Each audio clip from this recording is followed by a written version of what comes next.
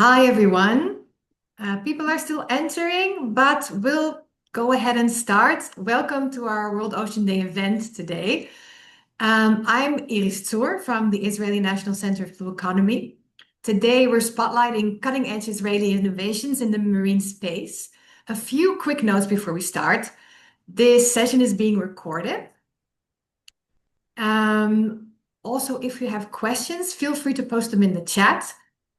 We have a lot of things to discuss, so I'll keep time to ensure that everyone has a chance to speak. So this note is for the speakers.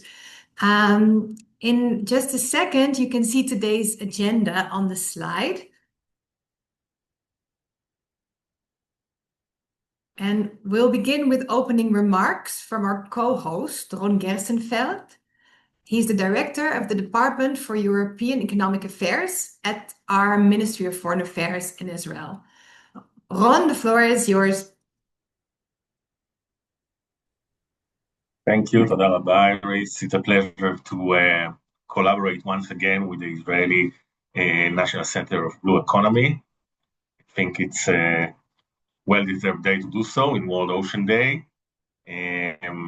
The themes of today's session is exploring innovative and sustainable blue tech solutions, which reflect Israel's growing leadership in these dynamic sectors, from marine biotechnology, offshore renewable energy, to circular economy application and maritime AI. Israeli entrepreneurs, scientists, and investors are pioneering new ways to harness the ocean's potential while protecting its future. I am, as Iris mentioned, the director of the Economic Division in charge of European Economic Affairs. We are proud to actively support the efforts. Our role includes promoting Israeli blue economy, innovation in international markets, helping Israeli companies for strategic partnership abroad, facilitating global investment in the Israeli blue tech ecosystem, and strengthening bilateral and multilateral cooperation on sustainable maritime economic development. Today's event also highlights the value of economic diplomacy, bringing together public and private sectors, Israeli innovators, and international partners to advance the shared goal of sustainability, prosperity, and innovation. I invite you to engage actively, explore potential synergies, and take full advantage of today's excellent lineup of speakers and companies. And it's important to listen and see together, look together for new partnerships and work together with the Israeli National Center, with HiCenter, and the company that will be presented. Thank you very much, everybody. Thanks a lot, Ron.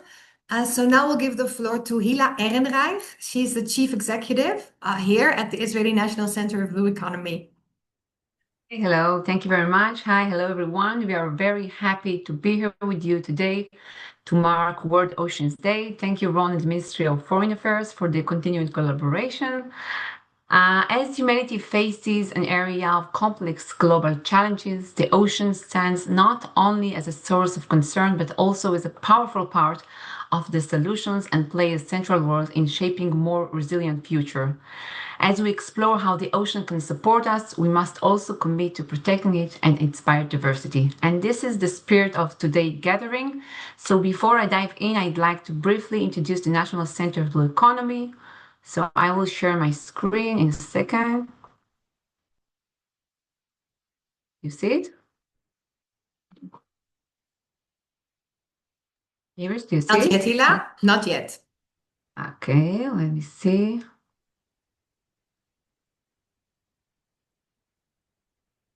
Okay. I'm sorry for that. Okay. Something happened here. So sorry.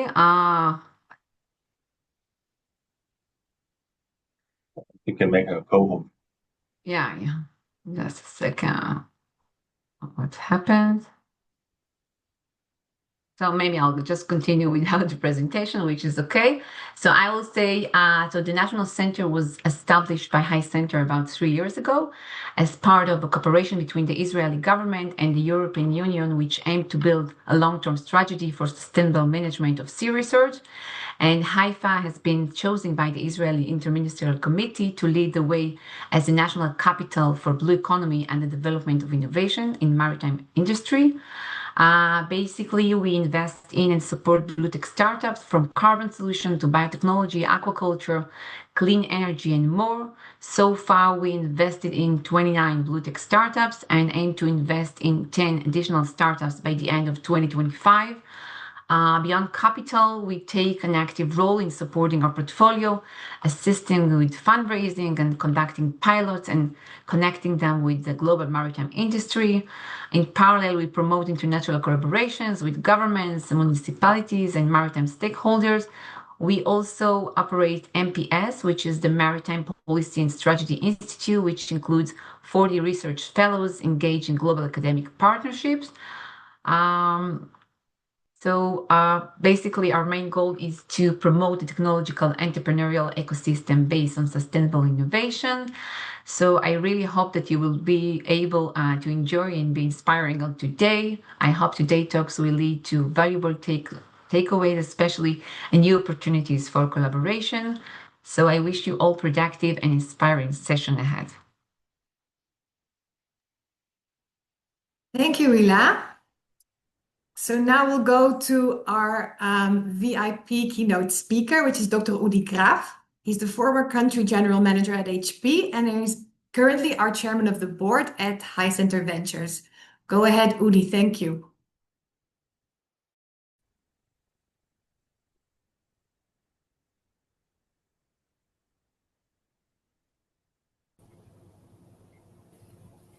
Iris, you're muted.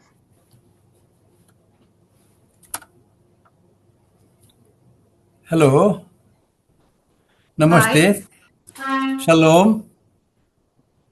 Hi, hello. I'm not sure. I think my internet connection was unstable. I'm not sure if everybody heard me, but I just introduced. Can everybody hear me now? Great. So I introduced Dr. Udi Graff. He's the former country general manager at HP, and he's also currently our chairman of the board at HiCenter Ventures. Udi has started sharing the screen. Go ahead, Udi. Thank you so much. Okay, thank you. I hope you all see the presentation and on the screen. Thank you, everybody, for joining our Ocean Day webinar. I'm speaking on behalf of HiCenter Ventures, Haifa-based Startups Accelerator. We also run Israel National Center for Blue Economy. Blue Tech is our core. Startups, innovation, oceans, that's what we do. As we all know, our water resources and oceans are declining, and still innovation in oceans is barely discussed. So let's talk about it, not as a side topic, but as a strategic investment priority. Have a look at this map. It is eye-opening. Half of humanity lives in Southeast Asia on just 15% of the world land. And yet, this small strip has an outsized impact on our oceans. Here are the top 10 ocean plastic polluters. 9 of them are in Southeast Asia. Together, they pollute nearly 5 times more than the rest of the world combined. Still think it's far away? Please think again. Oceans are global, therefore the solutions must be global. Water security is collapsing. By 2030, half of the world population will live in water-stressed regions. It is not just about drinking or farming anymore. It is about oceans, climate, food, and peace. Leaders always say the right things. Water is life, water is human right, water is central to climate control, etc. And yet, ocean-linked water systems are almost unfunded. We say a lot at Davos, at COP conferences, at the UN. We talk and talk and talk, but we don't invest. Oceans are the major Earth engine.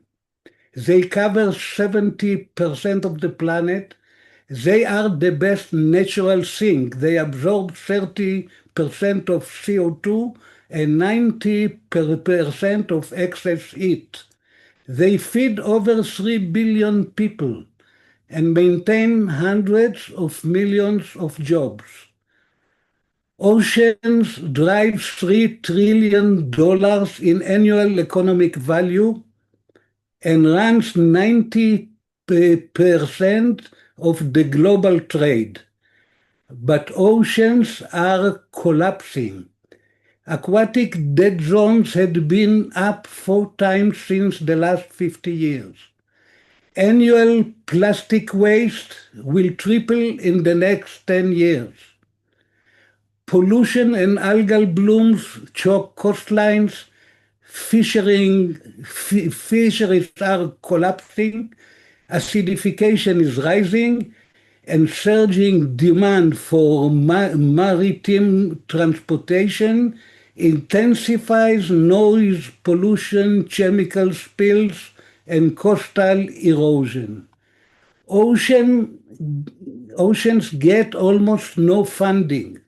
Our rivers, wetlands, and oceans are invisible on the innovation map. That is a strategic failure. Mark Twain said, "Whiskey is for drinking, water is for fighting." He was right, and he was early. In South Asia, India and Pakistan nearly went to war over the Indus. In North America, US and Mexico are clashing over the Rio Grande.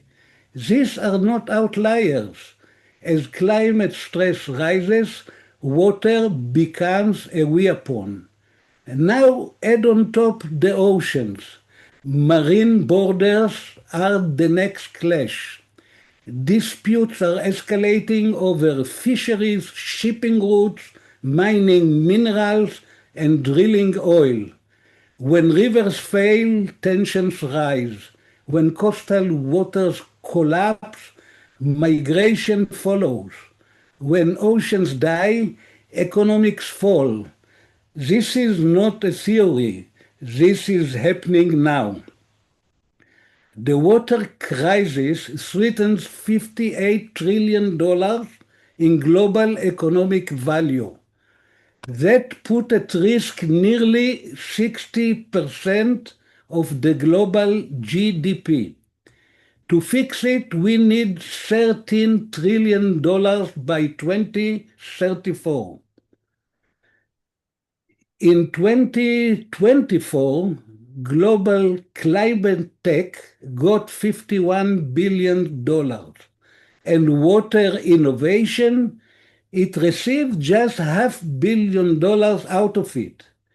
And this is for the most critical resource we have on Earth. That is 1% of climate tech funding, or only 1.5 promille of global innovation investment. And it gets worse. Most of the money goes to old infrastructures, pipelines, pumps, etc., not to ecosystem resilience, real-time sensing, or breakthrough solutions. We are solving the 21st century problems with previous centuries' tools. Water are hard to finance. It's local, buried in bureaucracies, public utilities dominate, and no innovation culture. Unlike cyber or AI, water lacks shiny hype. Water looks risky, and it is drowning in regulations. That scare off investors. No fast exits, no clear path to scale up, and startups stall in pilot mode. And ocean-related innovation practically invisible. We need a new investment model for oceans and water. One that sees ecosystems as assets, not expenses. We must shift from repairing utilities to tech, scale, and ROI. Water solutions can drive strong financial ROI, climate ROI, and social ROI. It is time to launch global water innovation missions like we did for clean energy and for the COVID epidemic. And it is time to invest in the following: real-time monitoring, coastal nutrient control, plastic waste detection and removal, harmful algal bloom control, and ocean-based sequestration. Water is not charity, it is strategy. To all our esteemed guests here, ambassadors and attaches, please take these messages back home. Water and ocean innovation must become a strategic priority. Not someday, now. Governments protect clean energy and digitized infrastructures. They must do the same for blue resilience. This means funding real innovation, backing ocean-focused startups, creating national and global missions, and linking climate finance to marine ecosystems. But here is the truth. The private sector won't move without incentives. Capital needs leverage and long-term policy. We need new models that de-risk investments and reward innovation in oceans. This is not just environmental, it is strategic insurance against famines, conflicts, and collapse. Let's not wait for another disaster. Let's act now. Thank you very much. Thank you so much, Udi, for this beautiful and very true presentation. Now, just to say, if you have any questions for our speakers, please feel free to post them in the chat. And we'll go to our next speaker, which is Evyatar Cohen. He's the co-founder and the COO of Newlight. Evyatar, go ahead. Hi, everyone. Nice to meet you. My name is Evyatar from Newlight. I'll start by saying that in Newlight, our mission is to accelerate the transition to affordable, sustainable shipping. And we're doing that by injecting hydrogen. We'll go and share a deck that we made for this event.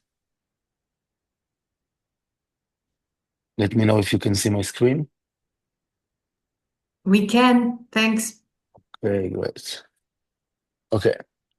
So before we say one number that I want you to get out from this meeting is that Newlight save net for the customer in 11% on fuel cost, which make our product very attractive for customers, and it save 30% on emission. And that's why it's the big thing, because the product will adopt by a lot of customers, and we see a lot of traction already now in the early days. This is some pictures from the company and what we did so far. Here is a Blue Economy Summit in the right corner. This is our prototype that we did on the lab. It's a 100 kilowatt engine that runs on hydrogen and diesel, and inside our lab and this is picture from the first vessel that we are installing this summer, and we go with full pilot that already has some cover from the news. I'll go a bit and talk a bit about the problem. So from the customer side, it's 300 billion that's annually spent on fuel.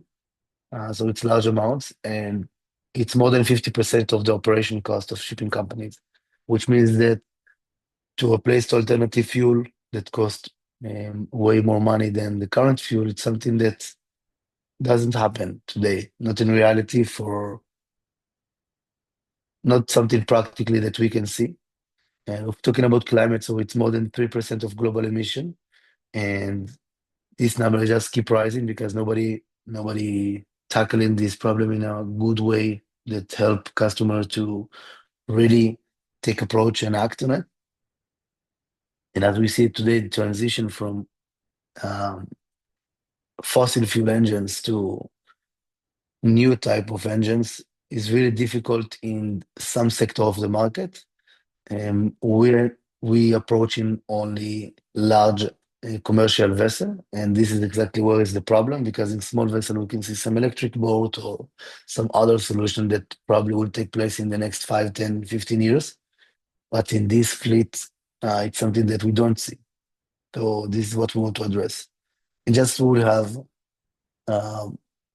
mutual language, we divided here the boat, and then we can see, oh, sorry, it's jumped, how much fuel the vessel is consuming one day. So we divided to small, medium, and large. It go from 20 to 200, and the cost is between 4.5 million and $45 million a year. And this is an example of a problem without a good solution. So this is how a turbine should look, but this is how it look in our customer, because they try to reduce their emission with it. So they disconnected the turbine and they fastened in the back, and were trying to reduce the emission or limit the speed of the boat so they can be better in the regulation, but actually they don't, because they just slowing the speed, so they add in 2% to the length of the voyage, and then the length is more efficient, but not in reality the same contamination. So it's really hard to regulate this as well, because there is a lot of way to not go by the regulation. Our value proposition is that we save 10% on fuel costs and 30% in emission. So already I told you. And the key differentiation in the market is that the ROI from the customer side is really short, it's less than a year. And we have short installation time, so we don't require dry docking for ships.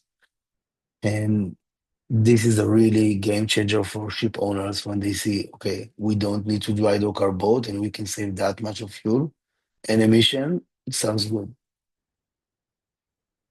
If talking a bit about the solution, so at the end, it's a hydrogen injector. So we inject the hydrogen into the ship engine. The hydrogen spread, and because of its properties, it expands faster than the fuel burning, and then it helps to increase the temperature and pressure inside the cylinder of the engine, and then we burn the fuel in a better way.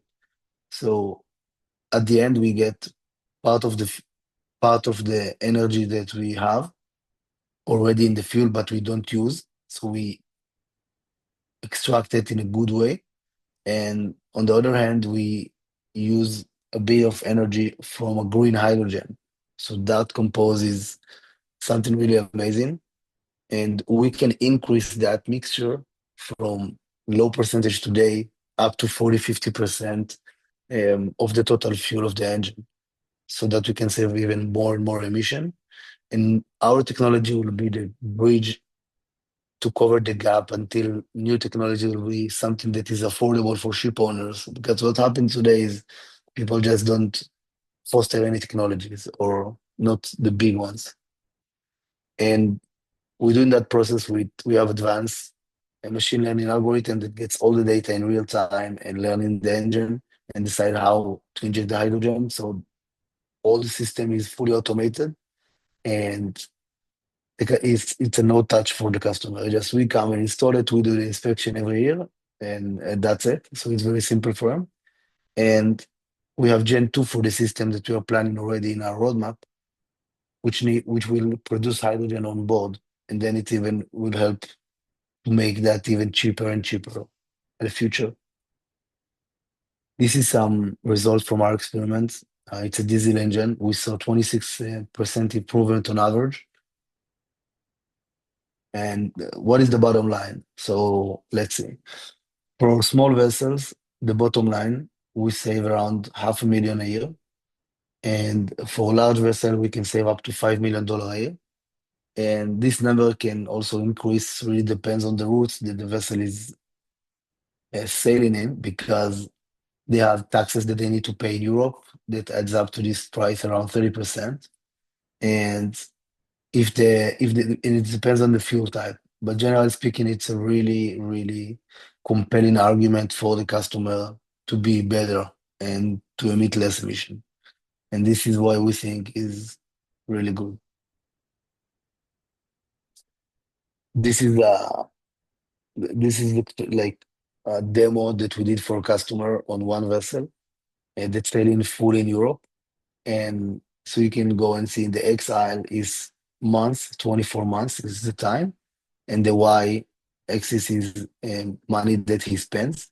So the blue line is the baseline that they use today. So you can see that after 24 months, he spent 11.8 million. And with us, he spent only 10.6. So it's immediate saving in expenditure. And you're also going to get 800K for carbon credits. And he's going to save 12,000, almost 12,500 metric ton of CO2 emission that we can save in Europe.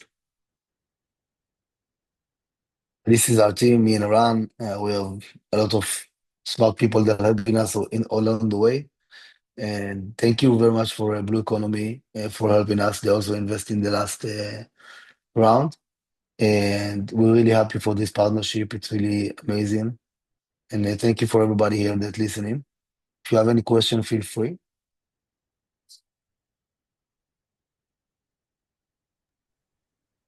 Are there any questions at the moment for Evyatar? I don't see any. If not, then we'll go on to our next speaker. Thank you very much, Evyatar, and have a good morning there in the US. So our next speaker is Ben Benny from Opsima. He's the co-founder and CEO. Ben, are you online? Yes. Great. Give the floor to you. Okay. So hey everyone, and thank you for the opportunity to present Opsima. So I'm just making sure you are seeing the screen. We are, yes. Cool. So here at Opsima, we're focusing on the economy side, and we're helping container terminals and logistics operators to improve their performance and focus around the equipment. Second, okay, so let's talk about ports and terminals. So everyone knows that the 80% of the global trade is transported across the oceans, and ports are the physical gateway for the cargo, and they are basically enabling countries to import and export goods. And when the volumes grow, the efficiency and capacity of the ports are getting very crucial, and it's very important for ports to perform in order to enable the country's economy to succeed. So what is a port? Port is basically a land by the sea with people that working in the port, and of course, the equipment that moves cargo. And here at Opsima, we decided to be focused on on the equipment, optimization and visibility. And when I'm talking about equipment, we are talking about the big cranes, the ship-to-shore cranes, and the RTGs, the terminal trucks, basically everything that moves containers and cargo within the port. The problem is that this equipment breaks, and it breaks in unexpected time, and it's caused a lot of damage to the port. From research that we've done with our clients, we managed to see that every hour cost around $15,000 for the port, and it's caused due to unplanned breakdown and revenue and productivity loss. And of course, equipment breakdown, it's much more expensive than preventive maintenance. And this is also regards to the operators that sit without doing anything when the equipment is breaking down. So Opsima, we are one platform with 3 superpowers. We are providing visibility through status management and workflow to manage the equipment within the ports. We are enabling control. We are managing the performance of the machines through automated KPIs and reporting, and we are optimizing the usage of the machine by planning in a better way the maintenance and dispatching of the equipment. This is a use case from our partners in Latin America. It's important to say that we are already deployed in several terminals across Latin America, US, and very soon in Europe. And here in Latin America, we managed to increase the terminal throughput in 25% without any changes in maintenance activity, no new equipment, no extra personnel, and of course, in the bottom line, millions in EBITDA for the terminals. So this is very, very impressive result for the system. So the first layer is basically the visibility. One of the things in terminals that they have around 500 machines moving around, and it's very hard to understand and know what each and every machine is doing. So basically, the system provides live equipment status monitoring on a collaborative platform. So basically, for the first time, maintenance and operations can collaborate on the same platform and really join forces in order to improve the performance of the machines in the port. The system enables standardized data collection and ensure consistency and accuracy all across the equipment data sources. So imagine that you have a group of 20 terminals, and each and every terminal measure its machine in a different way. It's really hard to take a decision in the management level around those machines. But providing real-time alerts and notification, and of course, we are considering ourselves as data hub, and we are able to integrate with all existing systems in the terminal. So the front layer or the system that the terminal uses is our system, and in the back they have all of their existing systems. The control layer is basically the performance and management. So we are automating the KPI and reporting as a workflow in the system. We are tailoring the performance reports and KPI by equipment types. We are able to benchmark tools and see what are the bad apples in your fleet, and basically to improve the inspection and maintenance around the equipment. Optimized, the last and the most advanced layer is the advanced planning and predictive insight. Because the system is generating a very standardized and unique data structure, because it consists of operational and maintenance data, we are able to predict what is the probability of failure of the equipment. So predictive analytics will anticipate failures, detect subsystem deterioration, and forecast preventive maintenance according to the needs. So no longer spontaneous planned maintenance prioritization, but now the maintenance team can prioritize machines in high risk to maintenance, and ops can prioritize machine with low risk to operations. We are also helping financial prioritization. So we detect the bad apples, like we said, and we are able to help in decision-making around replacing equipment and heavy CapEx investment around equipment. And of course, we integrate workforce and equipment, two main resources of the terminal to work together and to optimize the terminal ability to meet the SLA. The SLA is basically the commitment of the terminal to provide services to the shipping lines. So why Opsima? So the system is very friendly and easy to use. We deploy it in days and scale across terminals. We build it together with leading terminal in the industry. So we have a lot of insights from the operators themselves. And of course, the system is plugged into existing terminal operating system, enterprise asset management system, and so on. And we are venture backed by leading VCs in the maritime and supply chain space.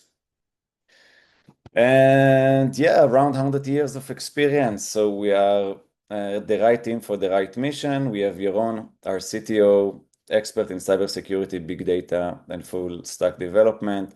Henry used to be the head of reliability engineering at the Air Force and VP R&D for predictive analytics software that acquired by Oracle. Alon is an expert in M&A, finance and business development. And myself, my background is in maritime engineering and operations. I've been the founder and part of the founding team and CEO of the largest maritime offshore services company in Israel. Thank you.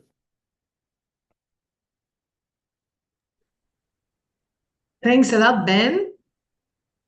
This was your presentation, right? Yeah. Great.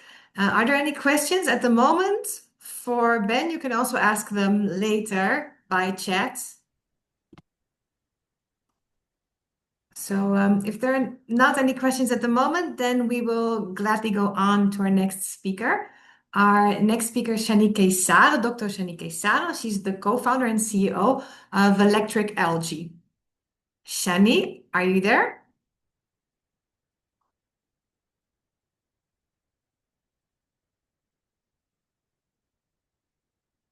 Shani, you're muted.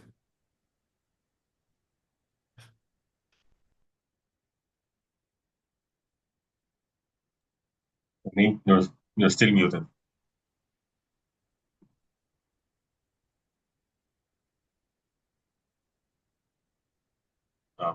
Try to log on again. Okay, so we'll give Dr. Shani just a minute because we have that time. So let's just give her a minute. Okay, I'm very sorry for that. Good day, everybody. I'm Dr. Shani Keysar, a serious entrepreneur. So my screen is frozen. I tried to share it. I don't know why. It is not working. Well, I wanted to start, as a matter of fact, with a short film on the company, and then to go over on this slide. I will try to share again. Just a minute. I don't know why the presentation is frozen. Okay, it's moving now. It's already the technology that keeps us too much time. Sorry for that. Although I've done earlier, I was checking everything is okay. It didn't help. So now you see my screen. I will move to full screen. We see it. Thank you. Okay. So this is 1 minute film on the company. Usually it's not well.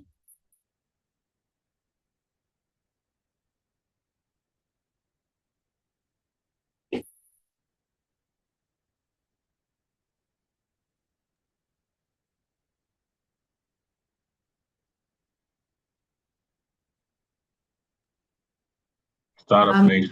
Don't. Sorry, Ron, go ahead. Shani, I don't know. We're not seeing the film, so maybe skip the film for now. And if we have time at the end, we can still see. No problem. No problem. Thank you.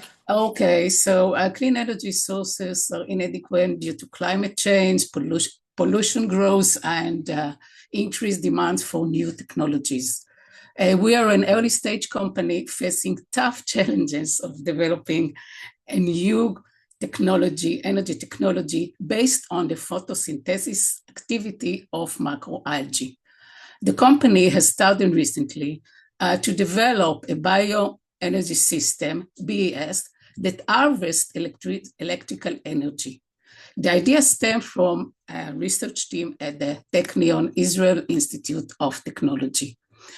Our initial target markets consist of macroalgae farms worldwide. Most of the macroalgae farms are in Asia. The bioelectric energy system will be installed alongside the existing farms, keeping the growth cycle of the macroalgae. We have done an initial estimate of our total available market based on our energy production and data on the farm sizes and yield. We reached $5 billion total dollars, US dollars, the total available market based on the average price of electricity in the United States in 2024. Shani, I'm sorry to interrupt, but we cannot see your presentation. Do you have it on presentation mode? We just see your slides. I'm on presentation mode. Maybe you can try again. Okay, I will do sharing again. You didn't see anything of my slides? We just saw the slide, a few slides, but we don't see you moving on the slides. I don't know what's going on as a matter of fact. Everything now. I'm on a presentation mode. Do you see it? Before we could see the presentation mode, and now it's snapped out of it. But if it's also fine if you speak. Okay, regarding, we've done an initial analysis of our competition. The use of the company's bioenergy system should result in reducing emissions due to the use of renewable energy. Our technology relies on macroalgae growth, eliminating the need of new land. Enhancing profitability of Asian macroalgae farms will create positive social impact. Additionally, users of this technology can benefit from existing carbon credits in some of the countries. The company plans to sell our business model. If you don't see the slide, the company plans to sell electricity. The company will deploy the bioelectrical systems at large macroalgae farms.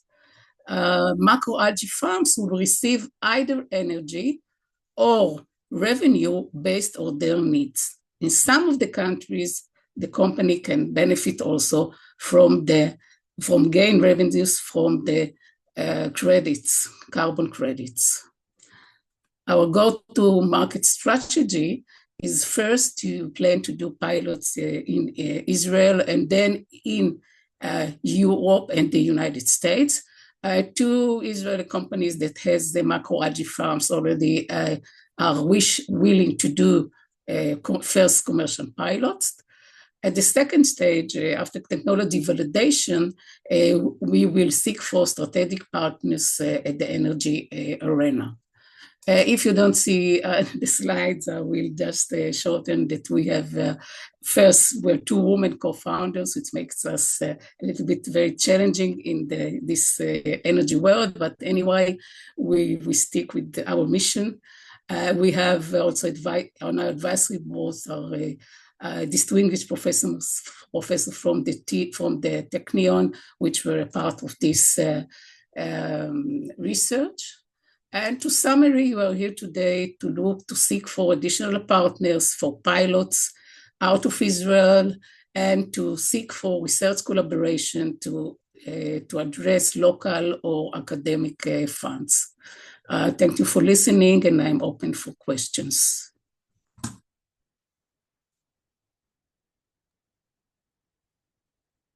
Thanks a lot. Are there any questions for Dr. Shani Keysar? Well, if there are no questions, you can always share them through the chat. And thank you very much, Shani, for your presentation. So then we will go on to the next presentation, which is Mati Shani. He's the co-founder and the CEO of Ceal Minerals. Mati, are you there? I'm here. Can you hear me? Perfect. Hearing and seeing you. Good. Thank you. All right, perfect. Good. So, just a second. Can you see the slide deck, right? Yes, we can. Perfect. Okay, so imagine a world where industrial processes not only avoid polluting the environment, but actively reverse pollution through carbon negative solutions. And that is Ceal. Hi, I am Mati, co-founder and CEO of Ceal, and we're increasing the efficiency and profitability of seawater-cooled thermal power plants while generating carbon-negative minerals and thus also reducing the plant's carbon footprint. The cooling pipes of seawater-cooled thermal power plants, as well as other coastal industrial sites which use seawater, are clogged by biofouling and scale. The source for both is the abundant calcium found in seawater. To reduce the problem, power plants use environmentally hazardous anti-biofouling chemicals. But as can be seen in the picture, which I personally took at an Israeli power plant prior to its maintenance, the pipes are almost entirely clogged, which is problematic because the plants need to increase the water pressure, resulting in increased energy, and the plant's overall efficiency is reduced because the cooling process is badly affected. No heat transfer to the water. Finally, the anti-biofouling chemicals are washed back into the ocean, polluting it. So, multiple issues due to the clogged pipes.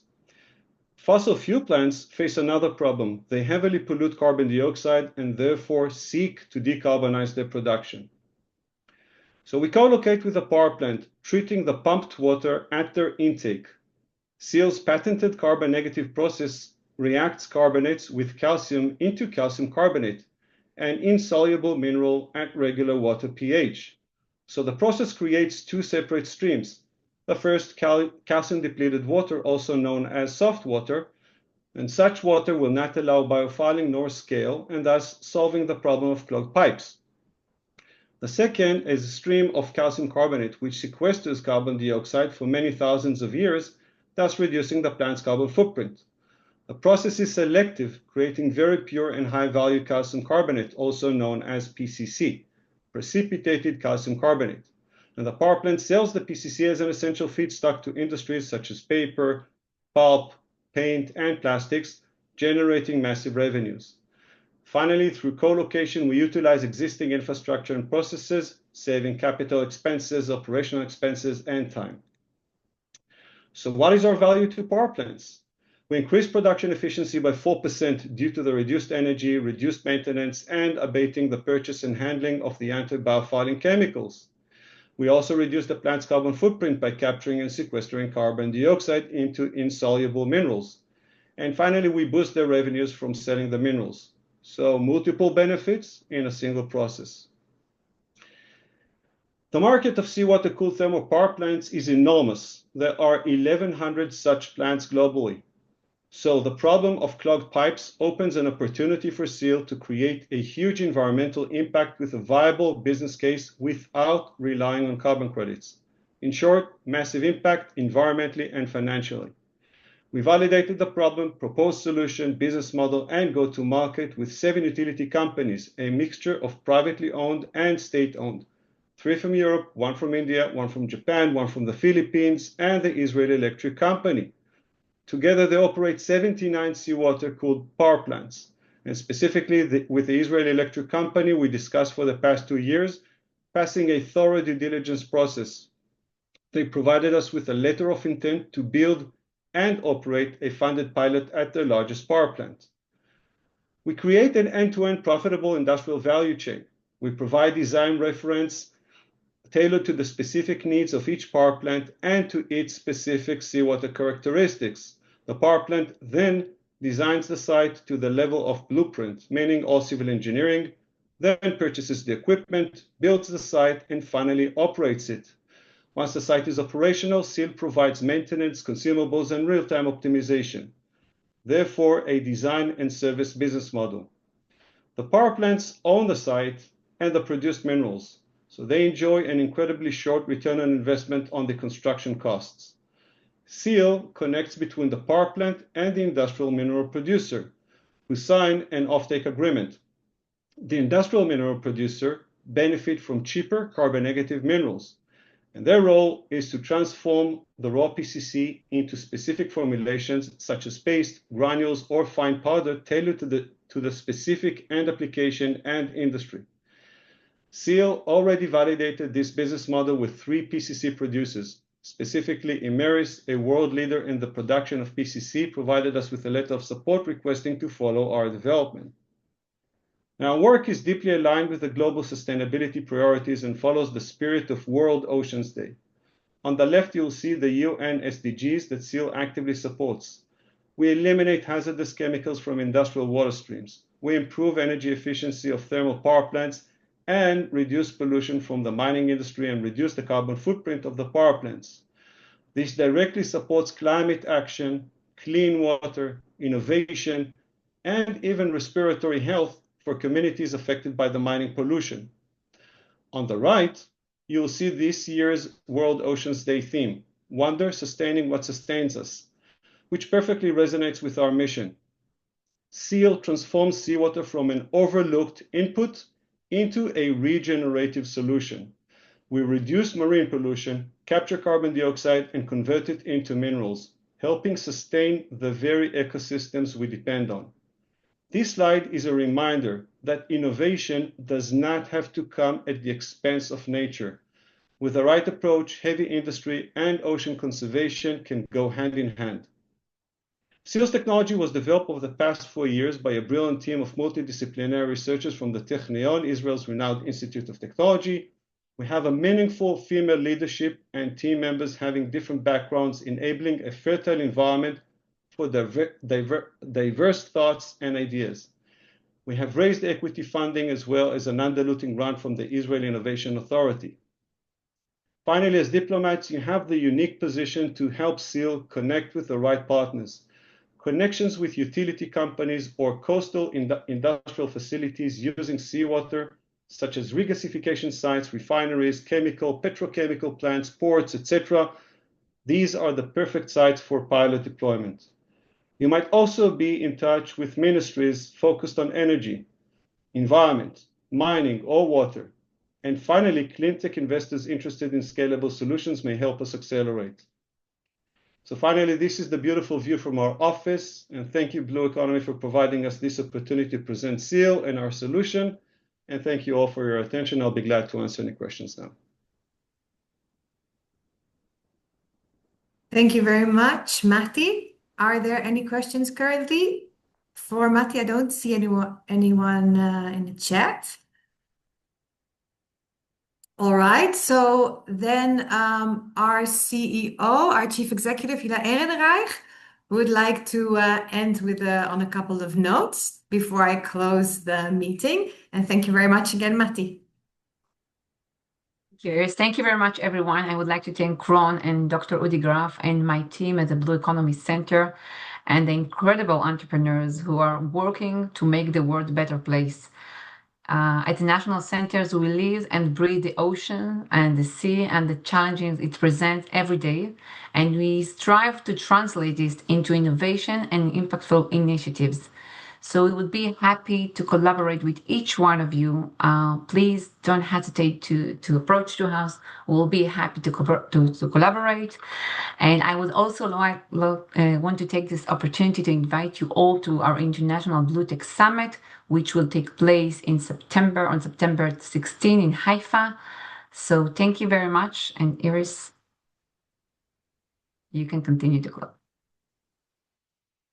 Yes, thanks a lot, Hila. So this marks the end of this event.